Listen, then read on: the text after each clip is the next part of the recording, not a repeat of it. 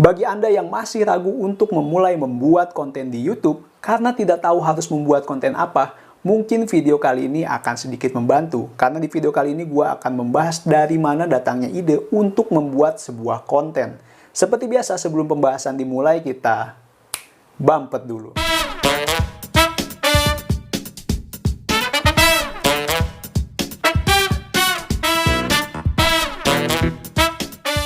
Mamayo, salam kenal, balik lagi dengan gua Sandy Fadliansa dan selamat datang di channel teman YouTube. Di channel ini gua biasa membahas informasi seputar YouTube dan bagaimana menjadi YouTuber.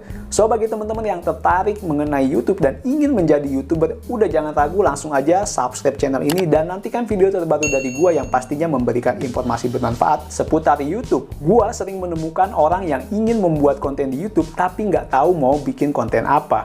Gua katakan bahwa ide dari sebuah konten adalah nyawa dari video itu sendiri.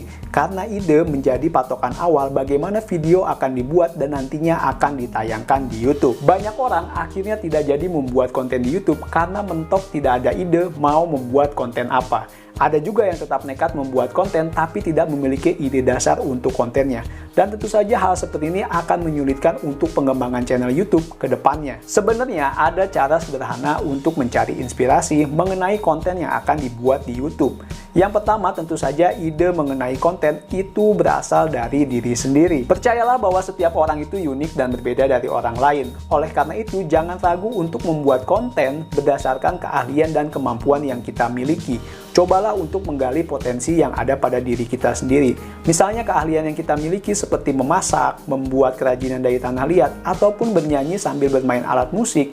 Hal-hal tersebut bisa kita jadikan konten yang menarik untuk channel YouTube kita. Ide lainnya yang berasal dari diri sendiri adalah hobi ataupun kebiasaan yang sering kita lakukan. Misal hobi kita yaitu memancing ataupun naik gunung. Nah, hobi tersebut bisa menjadi konten yang menarik dengan sentuhan. Misalnya cara penyampaian kita yang atraktif, kemudian pengambilan video sinematik, dan editing video dengan efek-efek tertentu yang menjadikan video kita menarik untuk ditonton oleh masyarakat.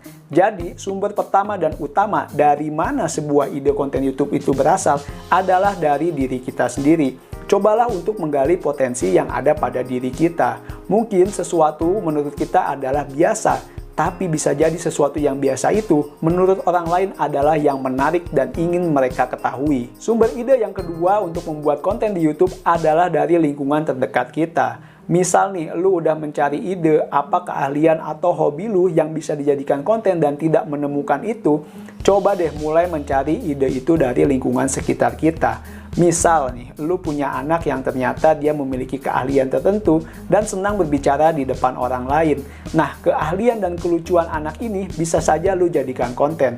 Dengan catatan tentunya tidak mengeksploitasi si anak dan si anak pun melakukannya dengan happy. Atau bisa juga dari lingkungan rumah kita, baik itu alamnya maupun orangnya, bisa kita jadikan ide untuk membuat konten di YouTube. Misal, kita tinggal di pedesaan, di mana area sekitar rumah kita adalah pertanian dan perkebunan.